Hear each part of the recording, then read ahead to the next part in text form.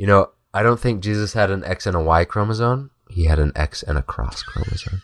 And I have been searching. Welcome to Following the Fire, a podcast for Christians who are rethinking their faith and need a safe place to doubt.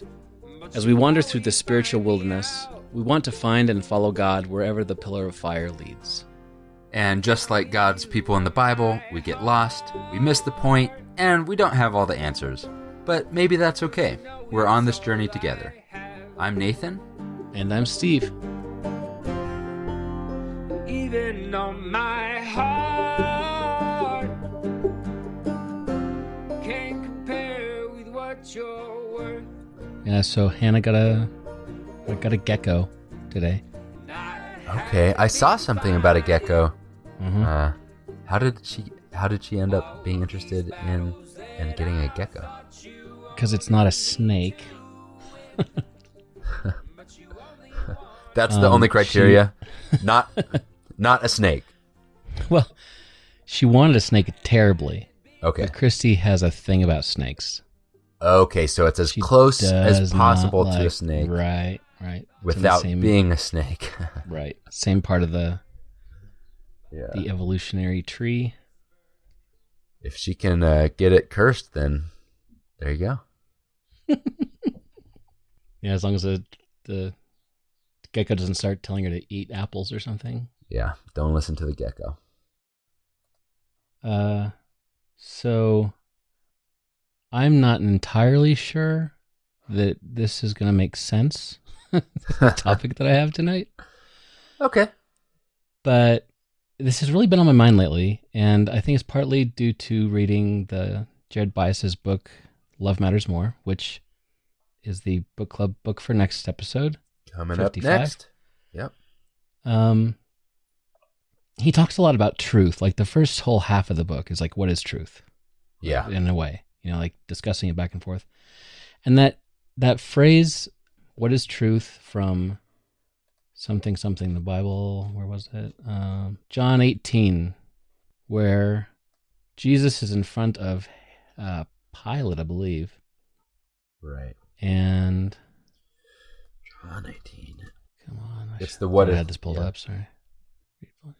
Okay, so Jesus is in front of the high priest, and then before Pilate, there we go. Then they took Jesus from Caiaphas to Pilate's headquarters. It was early in the morning. They themselves did not enter the headquarters so as to avoid ritual defilement and to be able to eat the Passover. So Pilate went out to them and said, "What accusation do you bring against this man?" They answered, "If this man were not a criminal, we would not have handed him over to you." Pilate said to them, "Take him yourselves and judge him according to your law." The Jews replied, "We are not permitted to put anyone to death." And this was, in parentheses, this was to fulfill what Jesus had said when he indicated the kind of death he was to die. Then Pilate entered the headquarters again, summoned Jesus, and asked him, "Are you the king of the Jews?" Jesus answered, "Do you ask this on your own, or did others tell you about me?" Pilate replied, "I am not a Jew, am I? Your own nation and chief priests have handed you over to me. What have you done?" Jesus answered, "My kingdom does not belong to this world. If my kingdom belonged to this world, my followers would be fighting to keep me from being handed over to the Jews. But as it is, my kingdom is not from here." Pilate asked him, "So are you a king?" Jesus answered, "You say that I'm a king. For this I was born, and for this I came into the world, to testify to the truth. Everyone who belongs to the truth listens to my voice." Pilate asked him, "What is truth?" And then he handed him over to be killed.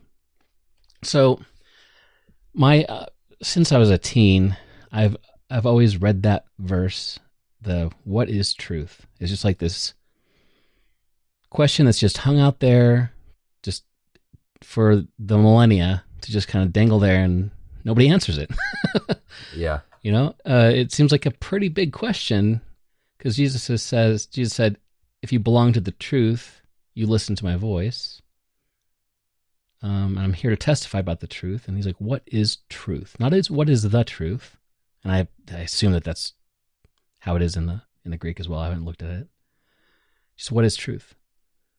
And so as I dig deeper into my deconstruction of things and my new understanding of things, and all the questions that I'm questioning, I am getting more and more messaging from progressive Christianity and from philosophy and from a lot of different parts of the world that truth is maybe different than what I thought it was, or the concept is more complex than I thought it was. Yeah. And in this book, by Jared Bias, it talks about these 3 kinds of truth, and I'll get to that in a second. But all this stuff, when you are, back to the Brian McLaren first book that we read about from him, when you're in the stage 1, faith, everything is black and white. It's true or it's not true. In other words, true it is or false. A fact. Yeah, fact or false. Fact or fiction. Real easy. Everything's one or the other. But the deeper I get into my faith and the deeper I feel like I understand God and how things work in the world, I'm finding that question, what is truth, is a lot more complicated than I thought. Because, somebody may read that verse in John 18 and go, well, the truth is that Jesus is the Christ, the Son of the living God, end of story. Yeah. Well, okay, but I mean, there seems to be much more to it than that. Uh-huh. So, like, if I asked you, Nathan, what is truth? What's your answer? What is truth? 30 seconds or less. Oh, no. Okay. My answer has changed, so I have to answer twice. Okay. Most of my life, growing up, just in the fundamentalist background that I grew up in, I would have defined truth as a map that perfectly overlays the world, labels everything, and is black and white, so that, like, this is it. Or like a flow chart for finding the correct decision in any situation. And I believed that truth was completely discoverable, consistent, and unchanging. So basically, it's on the map or it's not on the map. If it's not on the map, it's a lie. It's true or false. Completely discoverable. That's a good point. It's like what do you do in this situation? There is an answer for that is the correct truth. Yeah. And if you ask the same question, 100% of the time you'll get the same answer. Mm-hmm. That's truth. It's immutable. Immutable. And maybe another way to say that, I think of maps like a mental map or an overlay, but another way is just like a list of facts. The truth is the list of facts about the universe, and that's it. You try to figure out what the facts are about the universe. My answer now is very different, and maybe we'll get into this a little bit, but previous Nathan, fundamentalist Nathan, would have believed that it's either true or not true. Mm-hmm. If it's not true by a little bit, it is false. But today, I believe that there's true, truer, and truest. Something can be a little bit more true than another thing, even if they're both false. Or something can be true, but there can be something that is truest. It's like a number line. Yeah, or like a scatter graph where most of the dots end up kind of in the middle, and there's some stuff to the side. So it's a little bit. Truth is fuzzier for me, but it still has a shape. Mm-hmm. It's not a line anymore. It's a distribution. Instead of the map overlay, I think what I'm more interested in is walking along the path instead of knowing what the map is. So instead of knowing the facts, it's being, the kind of person that is true. That's interesting. I like the map idea as far as how I used to see things as well. Because if I know the map well enough, everything will go right for me. Yes. Yeah. Because I will be on the right path. I'll make the right choices, all that kind of stuff. And I remember when I was younger, I got the message from multiple places, my parents included, that wisdom is very, very important. Yeah. And wisdom is not knowing the right thing, so it's not knowing the facts, but it's knowing how to implement those facts at the right time in the right way. But I took that to mean that, well, at first I've got to know all the facts. I've got to know the stuff, but knowledge, right? And so I remember I read Proverbs like multiple times when I was like, like the whole, like if you read it like one chapter a day, it's like 31 chapters. Once a so you can like in a month you can do the whole book, and I did that like months in a row, and it's I guess it's not bad, but I had this idea that wisdom just meant having all these wise sayings in my head, whereas true wisdom comes and that's just knowledge, but true wisdom comes from knowing how to handle that knowledge, knowing when to shut up, knowing when to talk, which is exactly why like some of the verses back to back say a wise man keeps his mouth shut. Next one says a wise man says the right thing when he needs to. Right. Or whatever. When would you, I have the answer in my head. If you think about self-perceived peak wisdom, how old were you when you hit peak, how wise you think you are compared to other people? Mine is like 16, 17 was like. Yeah, I was about to say, I think it's probably around 18. Yeah. Like right when I went to college. Yeah, my senior year, I was 17, 18, yeah. I got a lot of... pretty darn sure. Yeah. A lot of people were like, that, like Bible camp, the notes that you write each other at the end. Mine were always like, he's so wise. Yeah. He doesn't speak much, but when he does, it's like insightful. It's full of wisdom. And I was like, yes, it is. That is me. When I was 17, I waited too long to sign up to be at Camp Koinonia up in Koinonia. Yeah. Brett Carter. Sang at your sister's wedding. Yeah, he did. Yeah. All right. I love Brett. Good man. Yeah, me too. He, so I had a job at that summer, and I didn't think I could get off for camp, so I didn't sign up for camp. But then I suddenly had time off for, I forget what happened. I didn't quit or anything. I don't remember. Anyway, so I called up Brett and I'm like, is there any way, get me in a cabin? He's like, we're packed full. He's like, but if you really want to come, you can be kind of like an apprentice cook type of thing. Yeah. And so I was 17 and I went up there and I had like a cot in the cook's area or whatever. Had to get up at like 6 a.m., make pancakes, made like hundreds of pancakes one day. I remember it was pretty fun. But he also said, I would just have to do a little bit of work and then I could participate in all the other stuff. So I could be kind of half camper, half cook. And I remember at the end of the week, he kind of was like, not giving awards, but he's like talking about people, maybe it was in a Devo or something. And he mentioned how he's like, I love Steve over here because Steve's kind of quiet, but when he speaks up, it's just so, it's like it hits you. It just means it's like wise. I'm like, yeah, pretty much. That's right. Got me figured out finally, A lot more where that came from.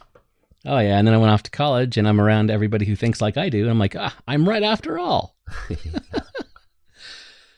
So yeah, I was pretty sure about that.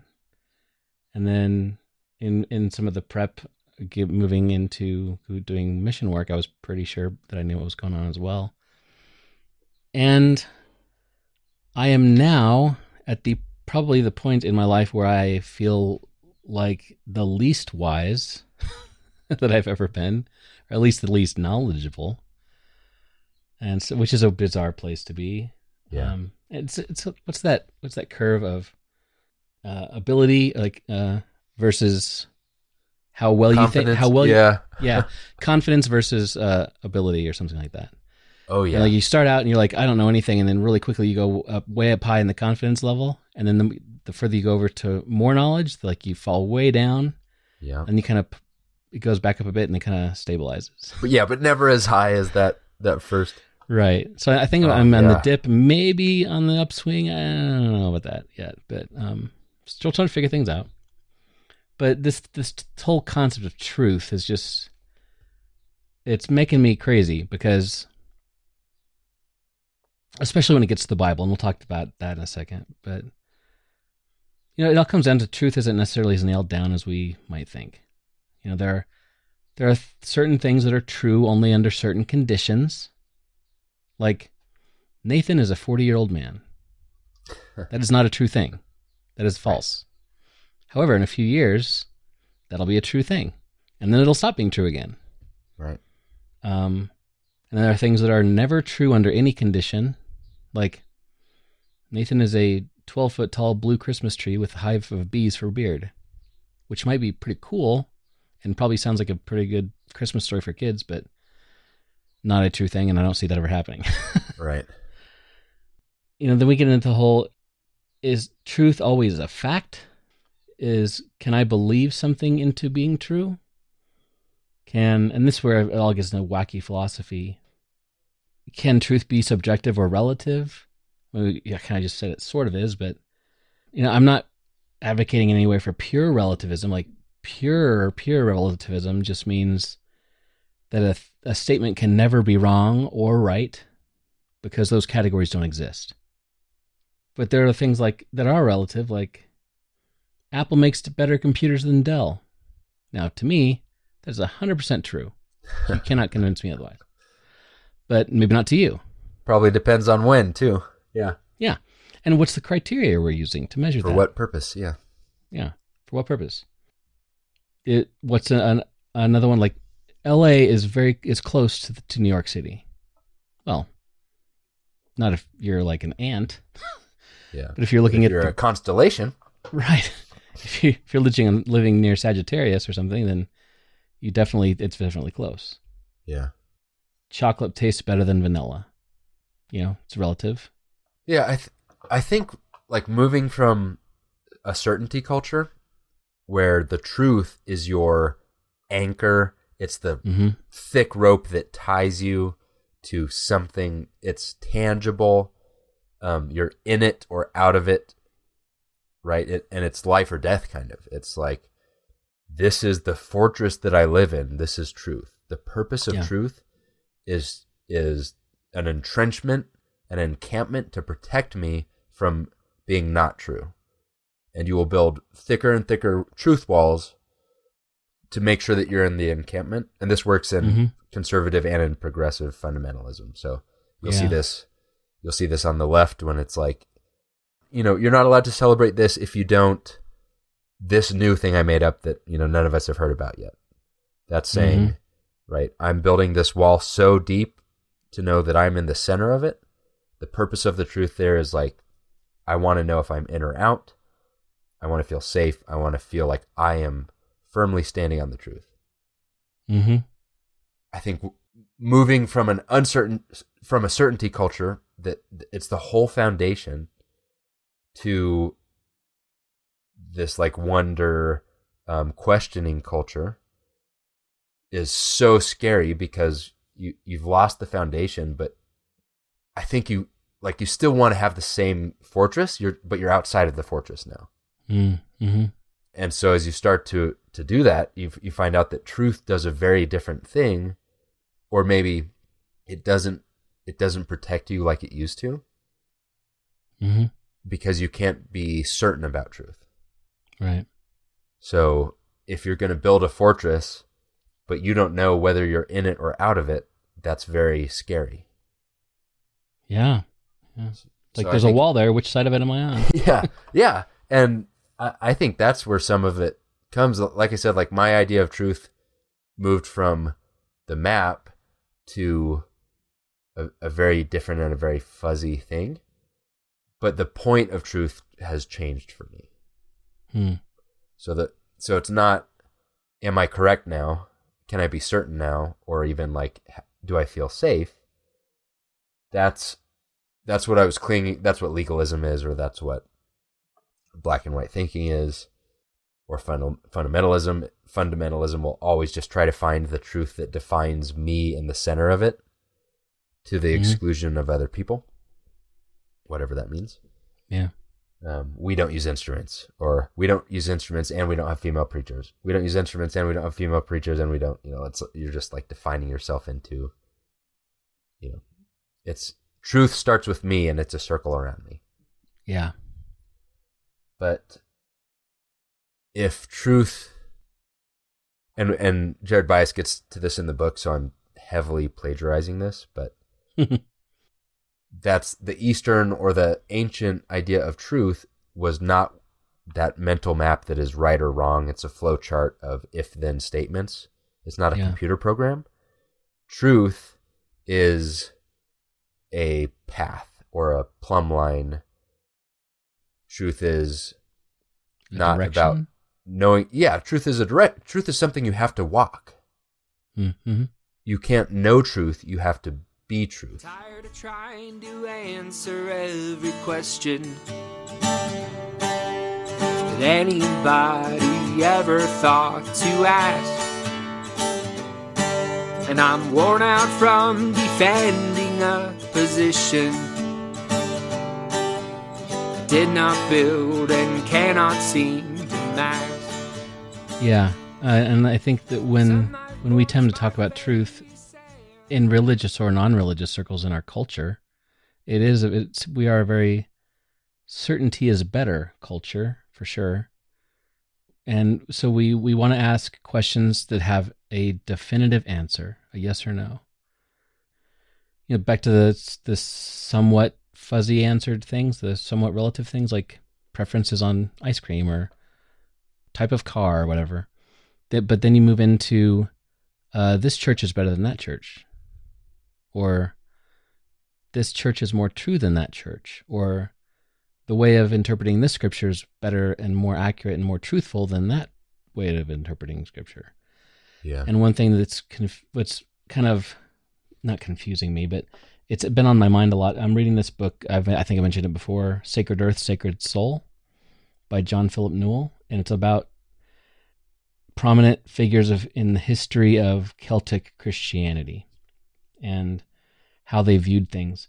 And it's fascinating because I didn't realize how much poetry and abstract thought and fuzziness comes along with that idea in the Celtic, at least the ancient Celtic culture, meaning like Scotland, Wales, Ireland, and parts of England.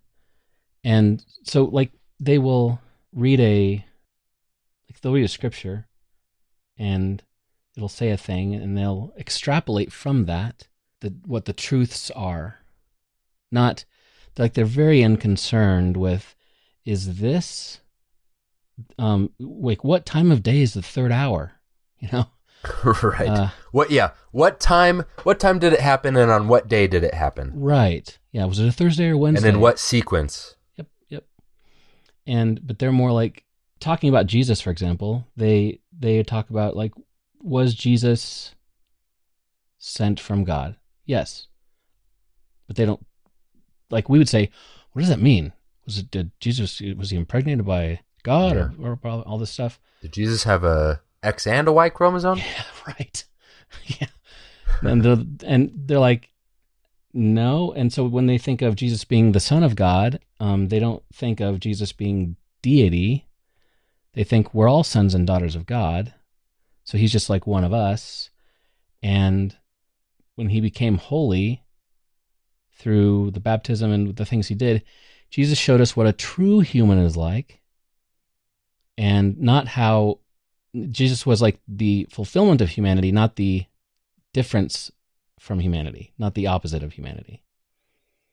Yes. And these are all things that are, you can like, they're kind of poetic things you can kind of pull from scripture and things. And I saw this little clip on, I think it was on TikTok. This guy he said something perfectly lined up with the cult of Christianity ideals. As far as he said, what if God is water, or what if water is God? What if water is God? Then that would mean God is both in us and all around us. That God is both above and below us. Why a woman's water breaks when we're born, and why some religions observe the ritual of baptism.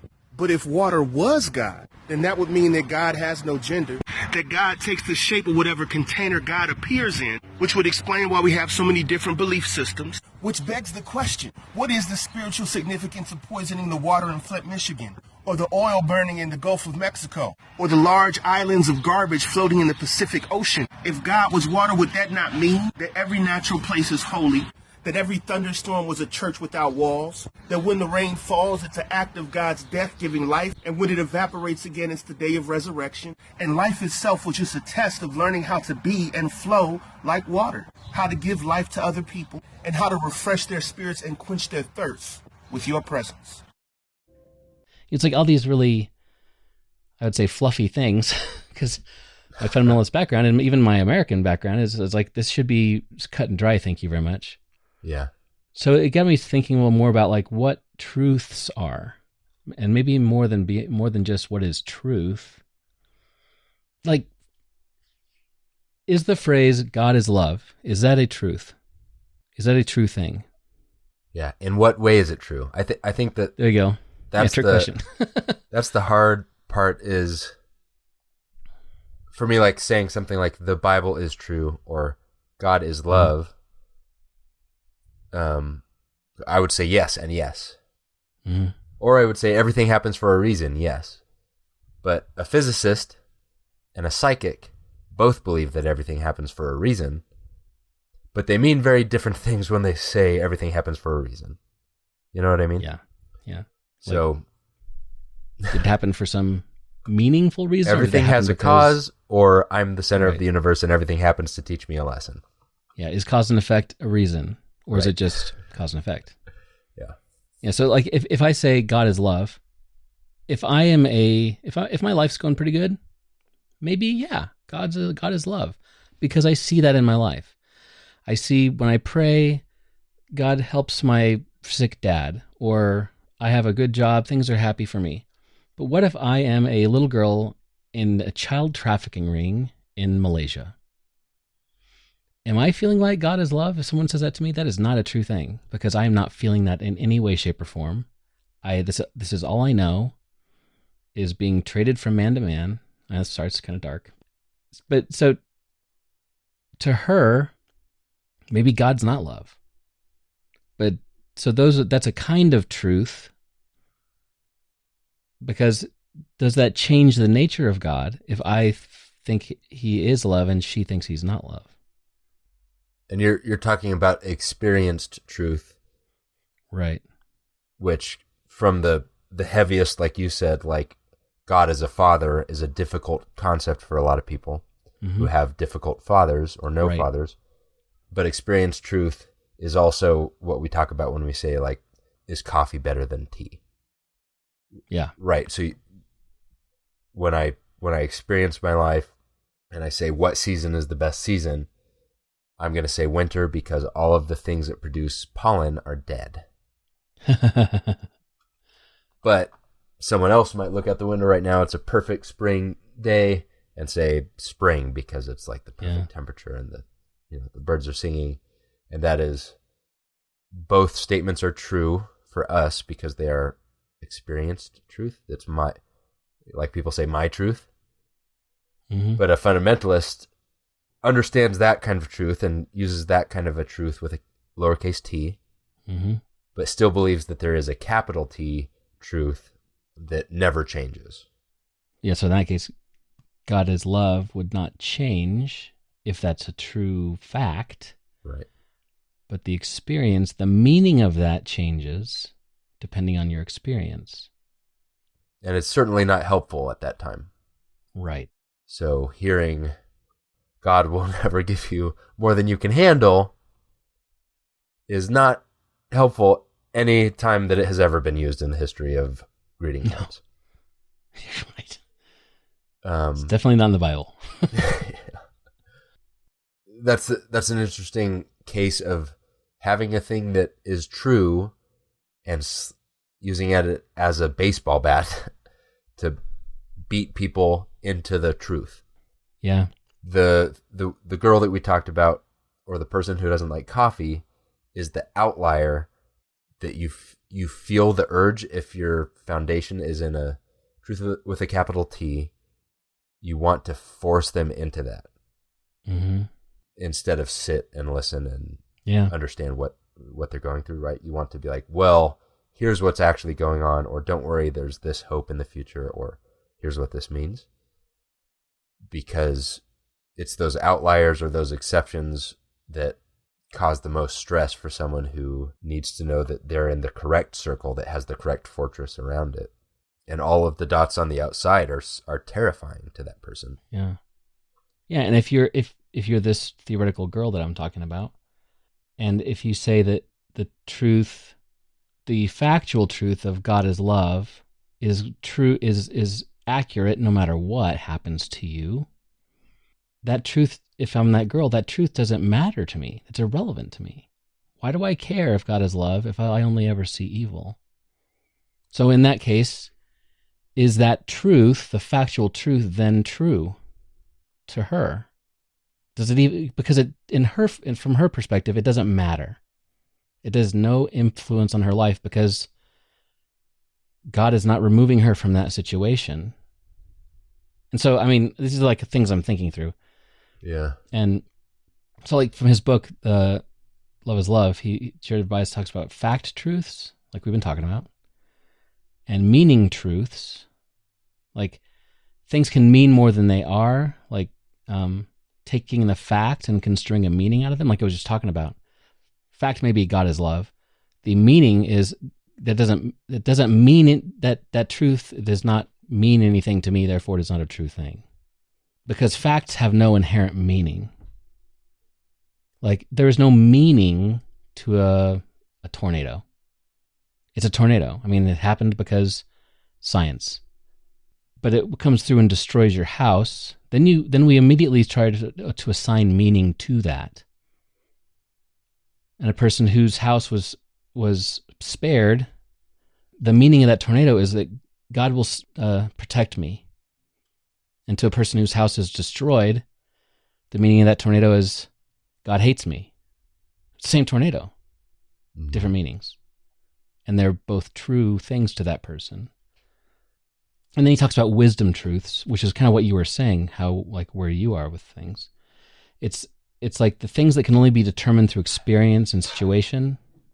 Are you living that truth? And like, are you walking that line? I wrote it down this way. Fact truths are, am I living on earth? Meaning truth is, why am I living on earth? And wisdom truth is, how should I live on earth? Oh, that's good. Yeah. And so we got all these truths, and then we get to the Bible, and we've kind of touched on this already, but what do you mean by the Bible is true? Well, there's some facts in it, okay? There's some meanings. So we read it and we say, what did the original author mean? What did they intend? But then we also say, what does it mean to me? We got to figure out where those two things meet. And then we have wisdom truths, like I was saying, Proverbs, and direction on how to live a life well lived. How do you do that? And so, having those three kinds of truth wrapped up in Scripture, when we say the Bible is true, it can lead to some really interesting conclusions, I guess. I think what the three kinds of truth you mentioned, the fact truth, meaning truth, and what was the third one? How? Wisdom truth? Wisdom truth.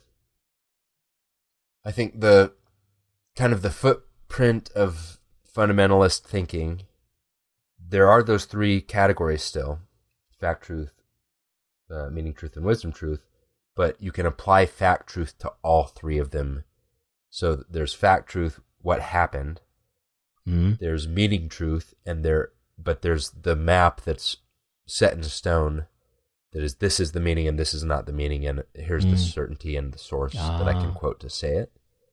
And the wisdom is, this is the wisdom that I read in Proverbs, or this is the wisdom that I got from the fact. Yeah. And It's like we're taking all kinds of truth and squeezing it into fact truth. turning it all into fact truth, even though we know that there is the difference and we know that we use it differently, but we still want to go back to that feeling of having the certainty or the fact. And our 17-year-old selves were really good at that. They were the best that we've ever been at applying the facts to all three kinds of truth. Yeah. But kind of the theoretical question, I think, is, can you be true if you have all of the facts wrong? I believe the answer is yes. Mm-hmm. Or can you be wrong even if you have all the facts correct? I believe the answer is yes. Mm-hmm. So the certainty and the fact truth, in my opinion, is the least important kind of truth. Mm-hmm. I think when we look at the person who is living in despair or has had a miserable life that is not fair, the truth of God is love is not a helpful fact truth in a card like, cheer up, God is love. What are you complaining about? Yeah. But if you are in a place where you have only darkness and you can't do anything about it, then you can either have hope or you can have despair. Yeah. Right? So then we would want to give, whether we believe the fact truth about this or not, we would want to give the person in complete darkness with no control hope. Mm-hmm. We would never want hope on them. We would never wish on them despair. Right.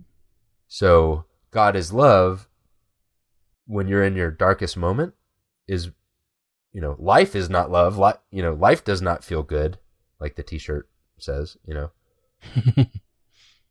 But, the idea of something like God is love is a future hope that you're not feeling right now for that person. It's like the last remaining thread to a future that you hope is true to keep you just from despair.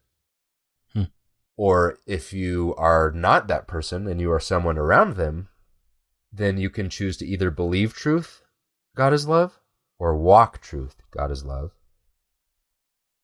And so you could believe all over them, well, you're in this situation, but God is love, so God's going to do something about it. Or you can walk truth, which is that you do something about it. That's a good point. So I think that when we start, where both of us started, and we move towards this, we're like outside of the gates of the temple, is what it feels like. So we're out of the fortress. So I think that the opposite thing happens, where we had this huge foundation of truth surrounding us, and now it's so hard to see it.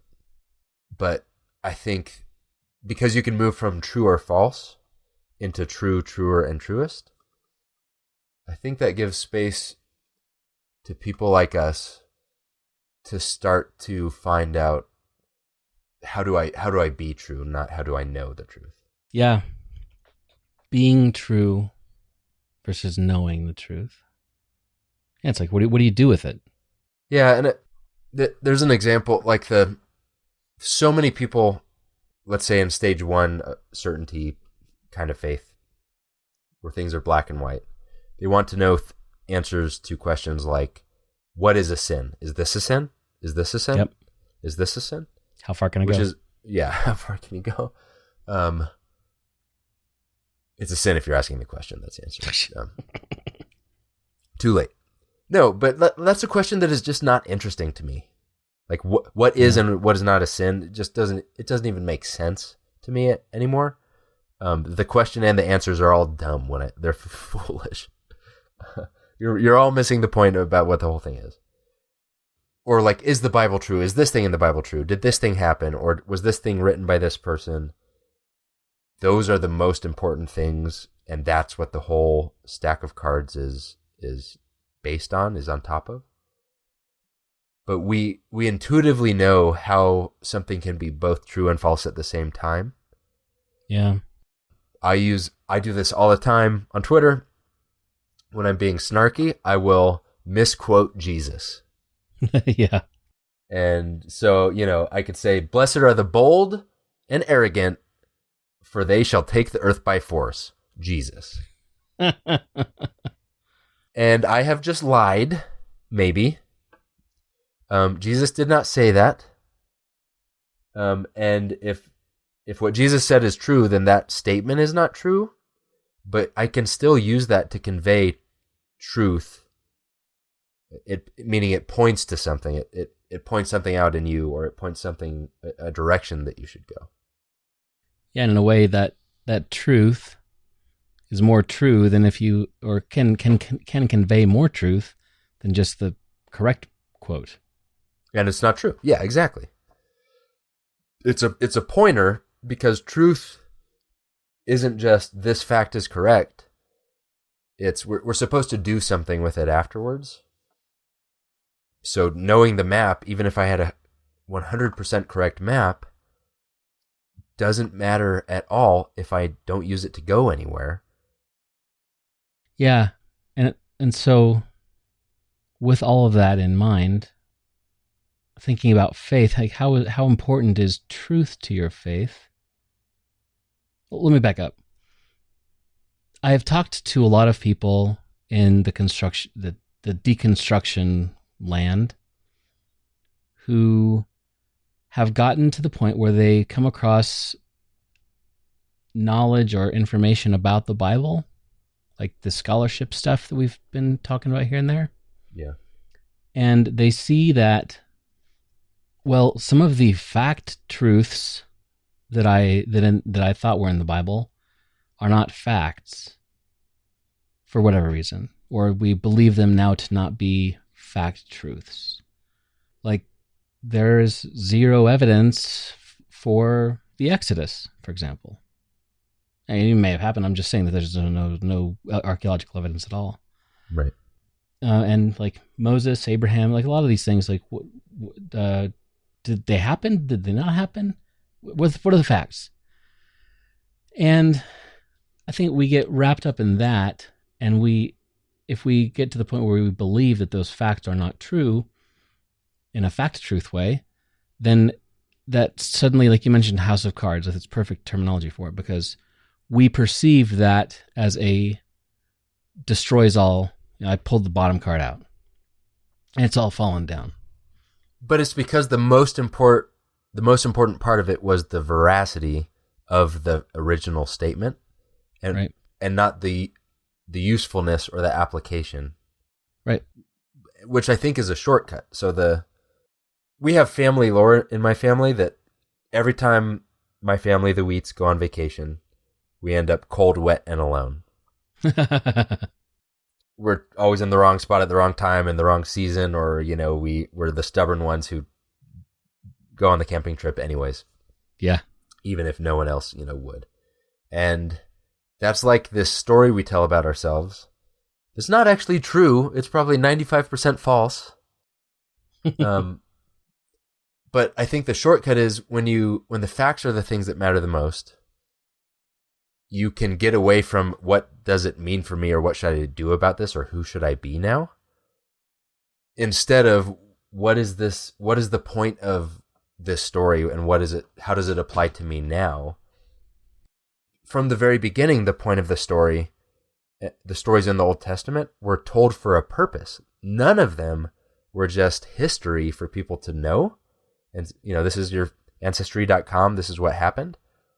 All of them were written with purpose for people to learn something, or be something, or do something, or understand their place. And so the question of, I think that we can say this is true, now I believed the correct thing and I'm done, and that's the shortcut. I believed the right thing, the end. Yeah, and if you're basing all of your foundation of the Bible on a fact truth that has changed and it falls apart, then it can easily destroy everything that you believe. And we see that all the time, and it's devastating. And sometimes the House of Cards is built on the worst part of the Bible, Right. Like there are parts of the Bible that are a little bit more sturdy to build that House of Cards on than others. Not because people are lying in one section, but like some some are meant to be built on in that way. Like Genesis 1 was not meant to be the foundation of our scientific understanding of the universe for anybody. But it contains so much truth. Right, but even though it's not a factually true thing. And that, I think that's what I'm trying to get at. I'm struggling with this, but when the fact truth piece erodes the whole thing, I think that's a little bit of a symptom that we didn't believe in the usefulness, like the actual truth in the application to our lives. Ooh, that's good. Yes. So I completely reject. I'm someone who I'm all the way bought into all of the kinds of truth in the Bible, kind of naively, but it's because of the meaning, the application truth that I have lived, that I can be generous and spread the things that I know to be true because I used them like a tool, or they helped me in a plumb line to help me in my life or whatever. Like the fact truth, that's I don't care about that because I have seen it in action. Right. It's like if you find out that the inventor of the MRI was lying about everything, but you've used it to cure people, so you're like, I don't care if he didn't graduate from MIT. What does that have to do with anything? I'm using the tool to cure people. Yeah. So that's what I mean. It's like the saying, all truth is God's truth, no matter where you find it. I've heard people say that before. And I think that, and it's usually kind of applied to, if I read the Bhagavad Gita, I'm going to find some of God's truths in it, even though it is nowhere near ascribed to the God of the Bible, right? You don't have to know how to read to learn a lot of God's truths. Right. A lot of God's truths you can figure out by just bumbling around in your life and figuring out what works and what doesn't, right? Yeah. And you can know a lot of things that stop you from living in a true way. It's right.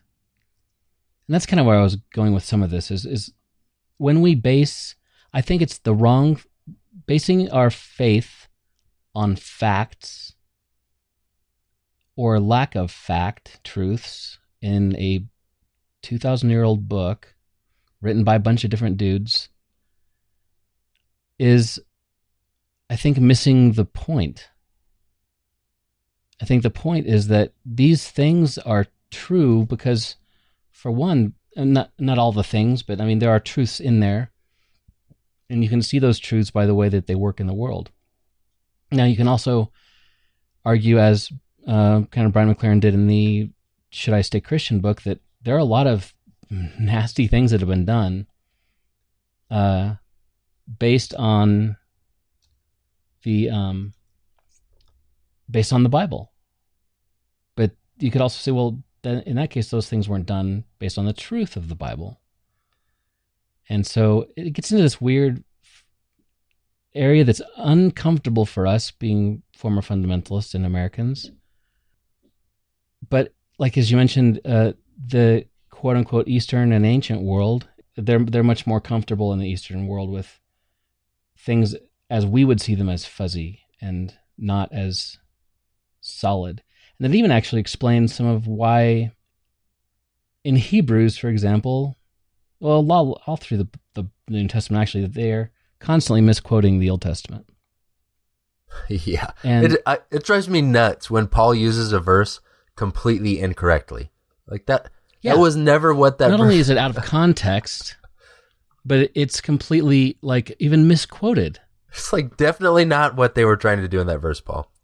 Yeah, and that makes a little more sense when if the point is to get across an idea fact, a wisdom fact, this is how to live your life, then it doesn't matter if Job is a parable. It probably is.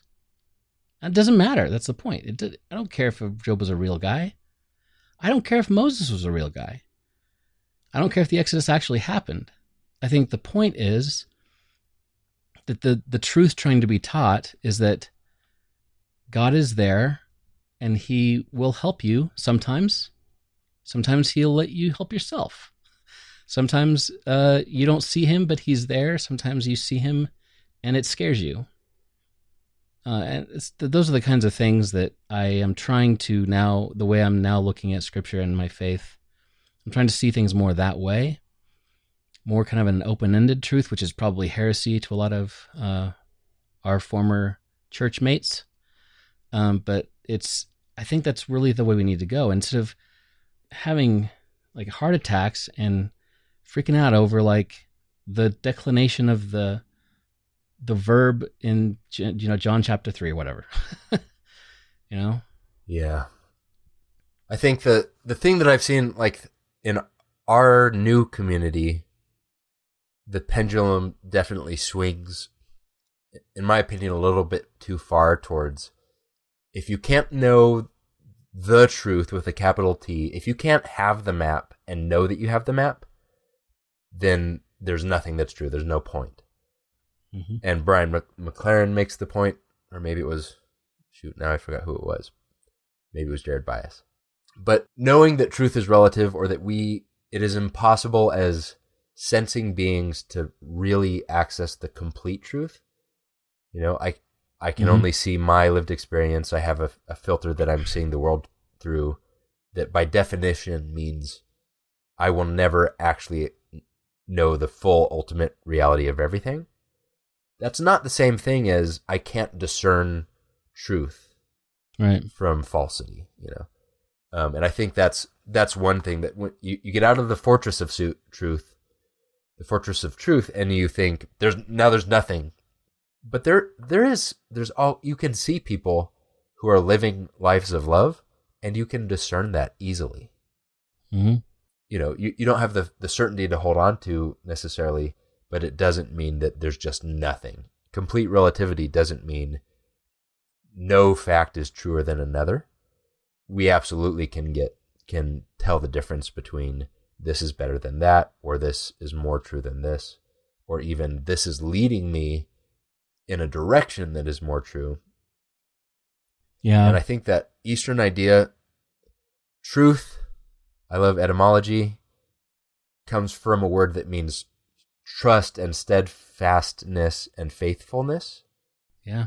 Not correct. Right. And when Jesus said he's the way, the truth, and the life, or when Jesus said that I am here to be the truth, or I'm going to send you a spirit of truth, we're modern, and so we think of facts. We are after the Enlightenment, so we think that truth is the same as things that are correct. But that is not what any of those people in the East in the first century were thinking. True to them meant faithful, and specifically Jesus the carpenter / stonemason. True is a masonry term. True is when you have a building or a frame. True means that it is all of the correct things, not that it's the correct fact, but that the horizontal lines are level, the vertical lines are plumb, and all of the corners are 90-degree corners. Those three things together, it's the right shape, mean that something is true. And Jesus literally talked about himself as the ancient Middle Eastern way to figure out if something is true. He called himself a cornerstone. And the cornerstone is the thing that defines what true means. Mm-hmm. And true does not mean that you are the cornerstone.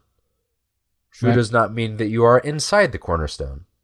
Or you're even touching the cornerstone. Exactly. True means that if you look back at the cornerstone, you're going in the same direction that the cornerstone started going. Yeah. So you define truth by looking back at what was the example that Jesus gave us. Who are the people he talked to? How did he talk to them? What was the life that he led? I don't know. This is heretical. Jesus wasn't the smartest human who ever lived. What? The smartest humans who ever lived are annoying. And Jesus was the truest human who ever lived, though. And there's a big difference. He was in the middle of what a human should be. The cornerstone that defines it. And I think the shift from I am correct to how much am I like Jesus, or how much am I going in the 2,000 years later, I'm 2,000 years direction away from the cornerstone. Am I going the same direction that he started? I do not know exactly what God wants of me.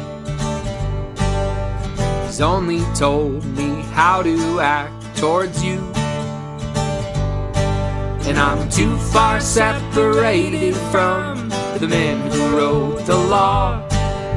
Stand before you pointing out your flaws. Yeah, for quite a while now, I've really believed that the Bible is,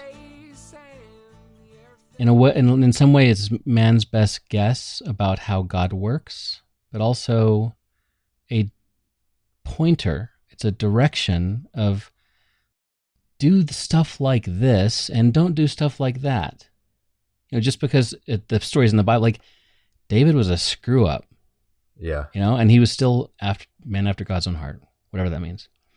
So it doesn't mean it's not once again, to be heretical, it's not a book of rules. It's not a book of how to do everything. It's a book of like pointing to God, I feel like. And it's like this, I love what Jared says in the book. Like the verse John 8:32, then you will know the truth and the truth will set you free. I love how he looks at that passage, and he says, growing up, I was always taught that this meant, quote, if you believe the right things, then you will find freedom. Yeah. Sadly, for me at least, the more I tried to believe the right things, the less freedom I found. I felt trapped, constrained, controlled by the preachers and teachers who seem to have a market cornered on right beliefs. And then he goes on to say, well, what if it's not saying that the correct information will set you free, but what if it's saying that if it sets you free, then you will know it is the truth? What if it's like a criteria? It's giving you a way to understand if this is the truth. That's exactly. Yeah, so if you don't feel set free, are you learning the truth? Yeah. Are you is living this the true truth? Then? Yeah. Yeah. Is it applying to our dark example earlier? Is it freeing to say to the person in despair, God is love? Yeah. Or is it to tell the person, well, God has plans to prosper you, so, good luck with your illness. Yeah, cheer up. Or is it freedom to say, I'm going to help you? Yeah, I'm going to sit with you. Yeah. And yeah, it's like when people talk to me about my disease issues that I have, it's like the thing I hate the most, one of the things I hate the most, I've got a lot of things I hate the most about this, but when they say things like, well, I'm sure God meant it for a reason. He meant it for good. Once again, misquoting Romans 8. Yeah. And I'm like, nah, don't tell me that God meant my disease for good, because that's not helping me. It's putting words and intention in God's mouth, and it's just shut up. I mean, you can say, I hope you're finding a way to find something positive out of this. I mean, there's different things you could say, but don't say that. That goes back. I keep thinking of this analogy of having to beat somebody back into the truth. Because if you have this idea and the world is this map or this just ironclad fortress of the truth, and then Steve Martin gets this disease that he didn't deserve, not obviously. I mean, we're sure that there's something that you did. Well, definitely, yeah. My world wants to say this doesn't make sense, and I have to beat you, the outlier, back into my worldview. And I think that I'm comforting you, but what I'm actually saying is trying to make me feel better about what I think about the universe and what I think about God to be true, what I believe to be true. Absolutely. Is that I believe that God works this certain way, and it's kind of terrifying to think that could not be the case. And so therefore, my comfort to you doesn't feel comforting to you, but it's actually comforting to me. It's to say, well, God does things for a reason, I must be better than you because that's not happening to me. Or, that's not what they're saying, but But that's the feeling. That's what they're thinking. It's a scary feeling, and they want to get that back into the worldview because it's about beliefs and facts. But if your understanding of God and love is about action, then you don't go tell a fact to somebody who is suffering. Yeah. You don't say, here's the reason why you're suffering. You just like sit with them and mourn with them, or you think about how you can alleviate their suffering. But you don't have to pound them back into your worldview. You don't have to come up with a reason for why this is happening to you and not for me, because there's not a reason that it's happening to you and not for me. But I can still love you, outside of that fortress. So, and we, like I said earlier, we look for reasons in everything. And Jesus didn't even get into reasons hardly ever. It seems like he to follow his example, if the Bible's pointing us in direction, like he saw a sick person and he didn't sit there and go, well, if you would have taken more baths, you wouldn't have leprosy or whatever. He's like, that's what you get. You are where you are, and I'm going to try to help you. There's a whole side thing to go about like suffering with people, but Jesus weeping when Lazarus dies, as a cornerstone for us, is someone who knows all the annoying facts. Well, Jesus knew he could resurrect him. Maybe. I don't know if he did. But that's irrelevant to what was happening, which was a tragedy. Yeah. And so the true thing was for Jesus to mourn the tragedy. Right. And fundamentalists would just be like, why are you so sad, everybody? There's a resurrection. And I like your Jared biases, but you brought it up, the idea of the truth will set you free. Well, maybe the freedom was supposed to be the way for us to know if it's true or not. Yeah. And we have the same problem with God is love, where we will either make love into our thing that we think is correct, and that tends, just like the truth that man sure doesn't feel freeing, that love that is correct sure doesn't feel a whole lot like love. Yeah. But there's this verse about, I think it's in 1 John,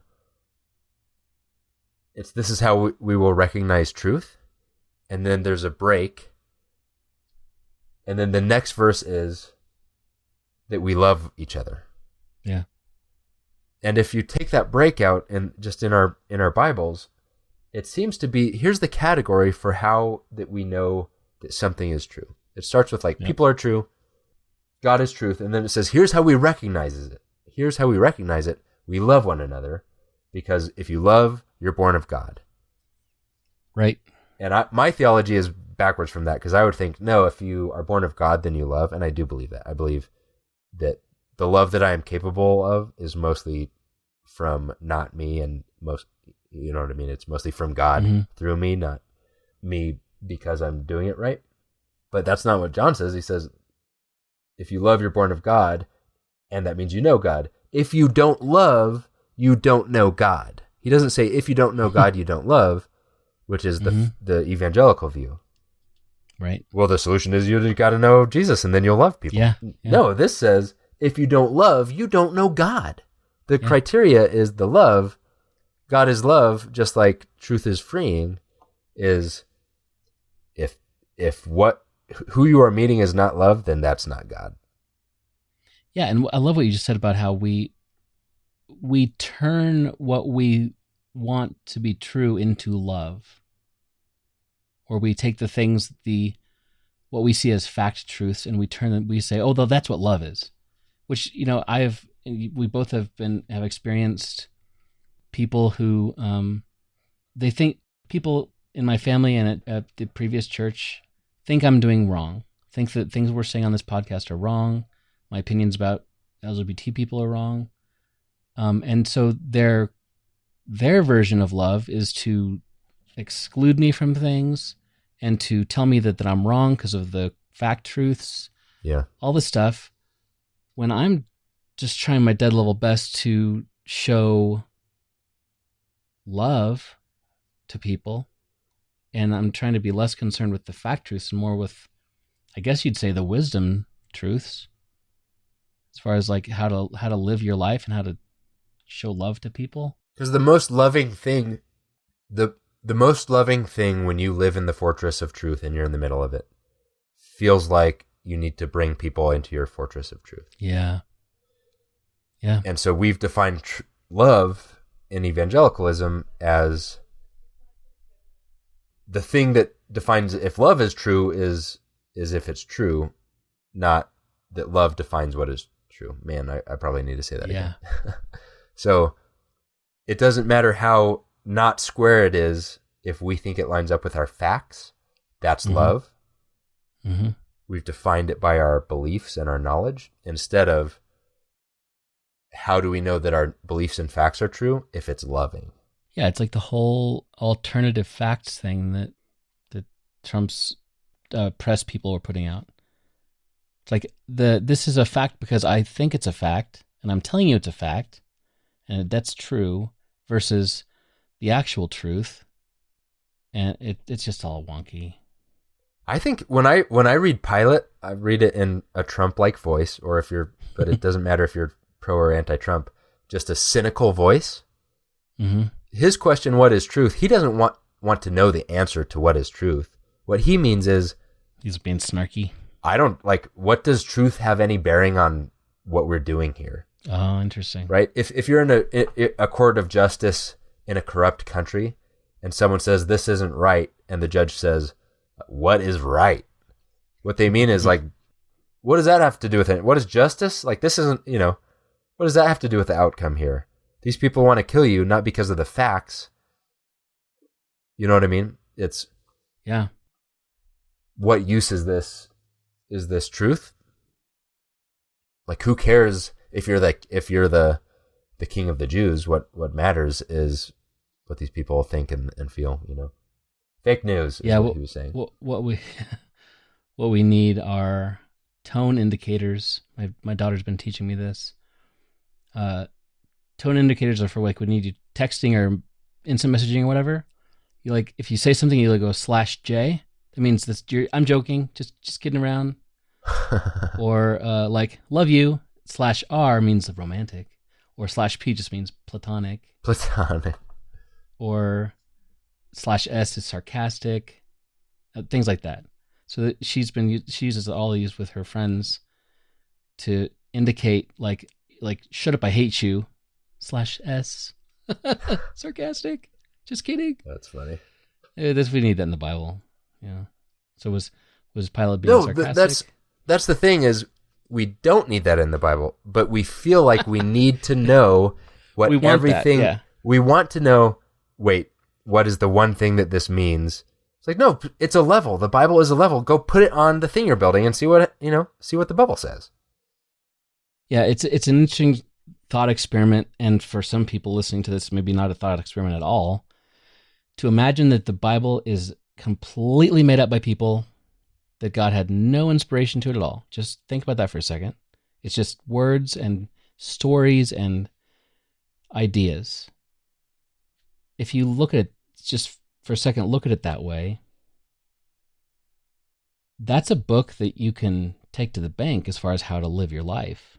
Yeah. If you look at the outcomes of how David lived his life, look at the outcomes of how Solomon lived, and how, you know what I mean? As far as like how to live your life, how to treat other people, how to revere God, stuff like that. You could get more out of the Bible if you believed it was all false, but you took it seriously. Yeah. Seriously, but not literally, and applied it to your life. You would be more like Jesus than if you believed 100% of the things in your translation of the Bible are literally true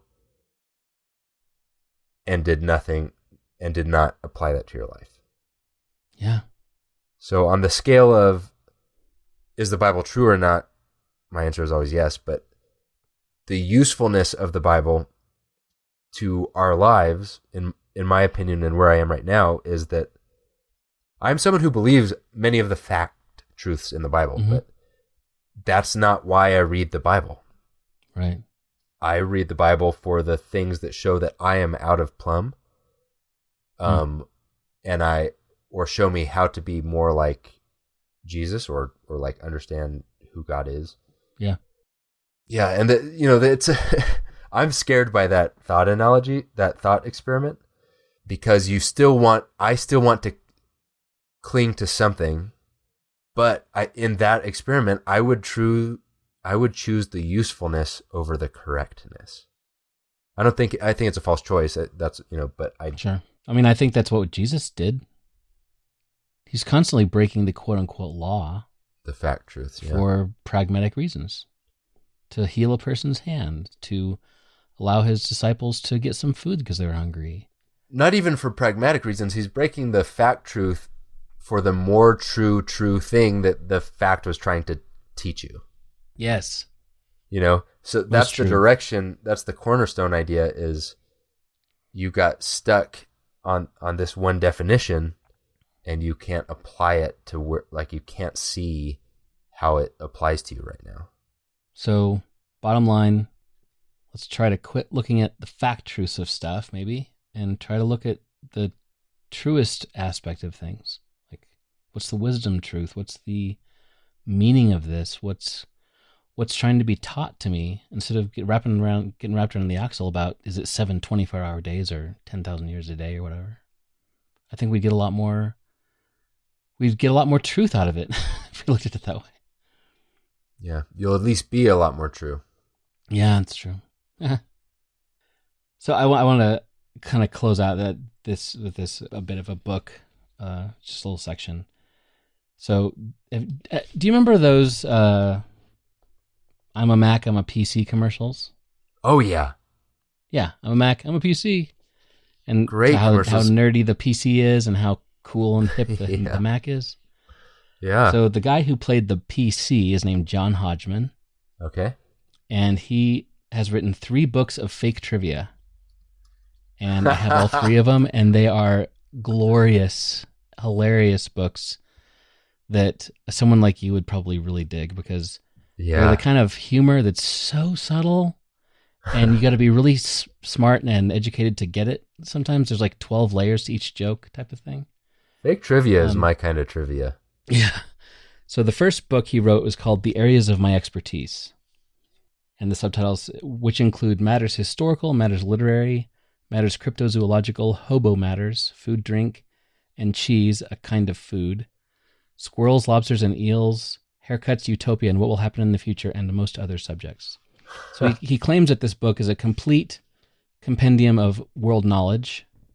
And so in the introduction, he says, the main advantage that this book has over libraries, and indeed all of its almanacian predecessors, is that all of the historical oddities and amazing true facts contained herein are lies made up by me. And it is this astonishing innovation that allows each entry to contain many more truths than if it were merely factual.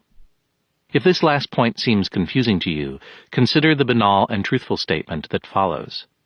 Frédéric Chopin was a Polish composer in the Romantic style who wrote primarily for the piano. I guess this is sort of interesting, as most facts are, but history has shown us again and again that facts are not what most humans believe.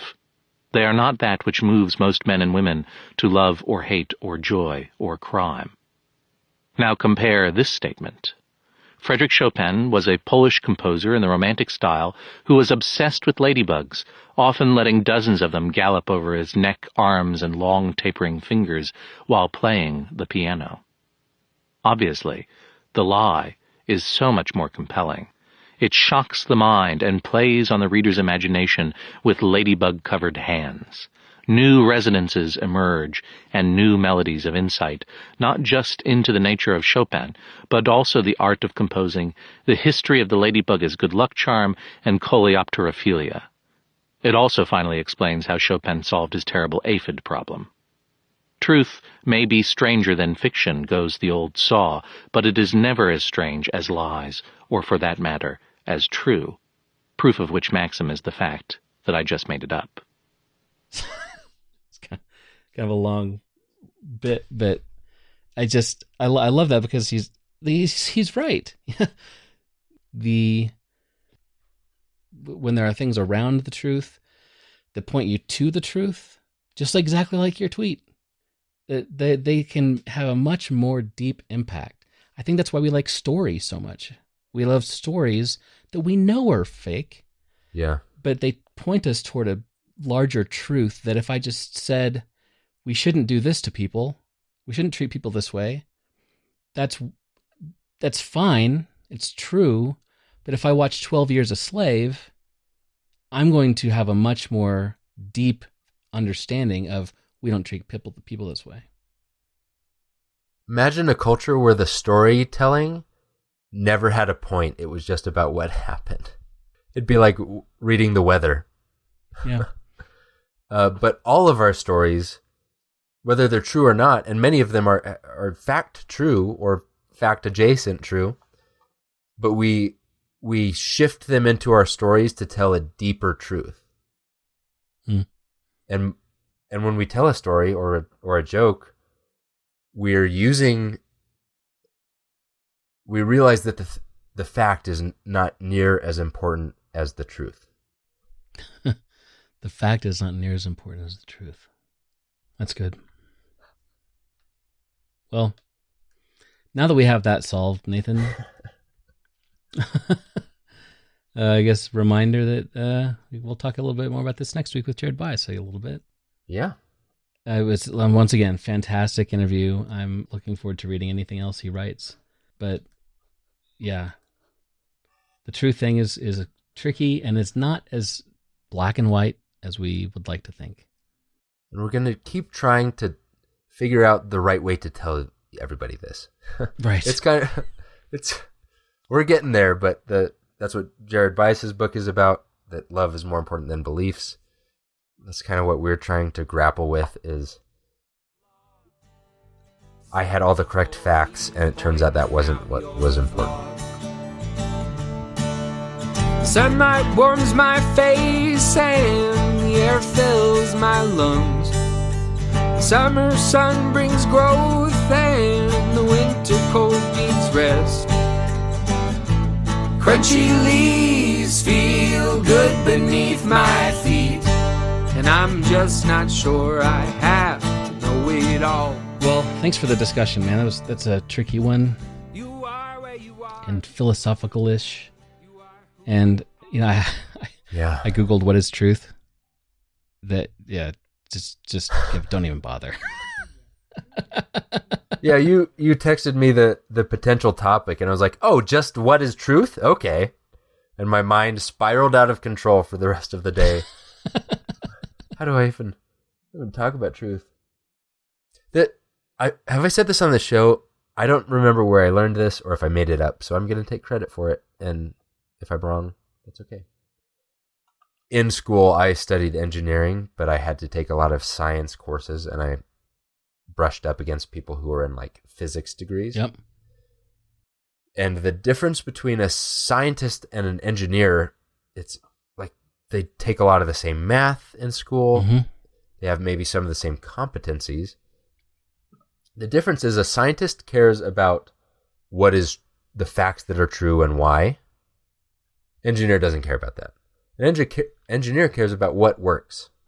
Yeah. So it's helpful to know the fact. Right. It's helpful to know that torsion does this and the tensile strength of steel is this. Mm-hmm. And here's why. And here's what happens when you heat a metal up and then cool it down.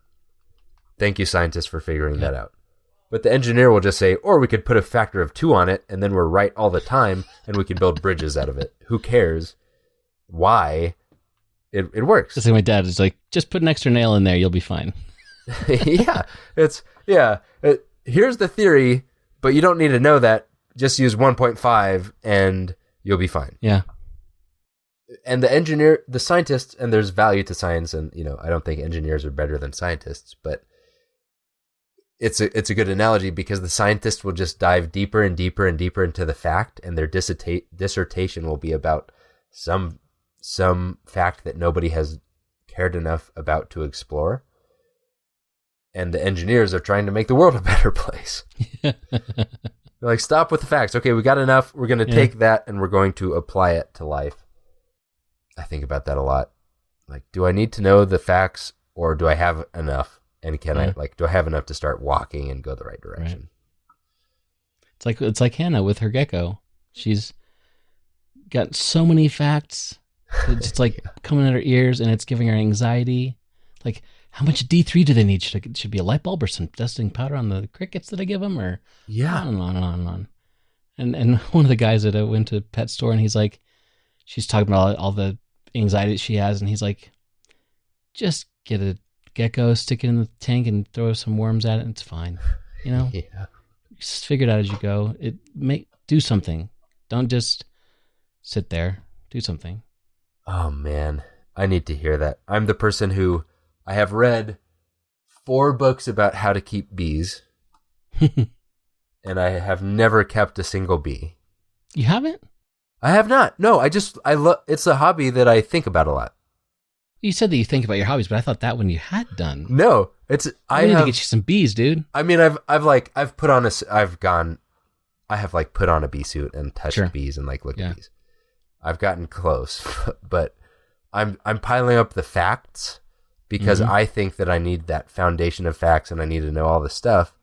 And my brother would have had a lot of bees and a lot of them would have died, and then he would have done something different, and he would have honey and I have no honey. Mm-hmm. Let's get you some bees, dude. Yeah, I need to do it. I just need to do it. I have lots of fact reasons to not do it, but I just need to do it. Fact reasons? Yeah. Neighbors. Well, we'll talk to you later then. Yeah. Thanks a lot. Thanks, Steve. Great t-shirt. Oh, thank you. Daniel Wheat, The In-Between, out on Spotify.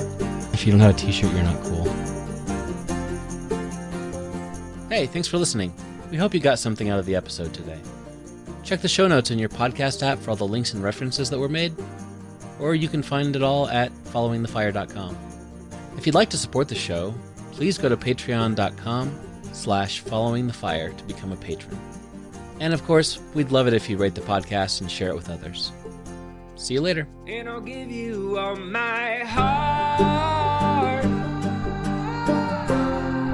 Don't you know it's all I have?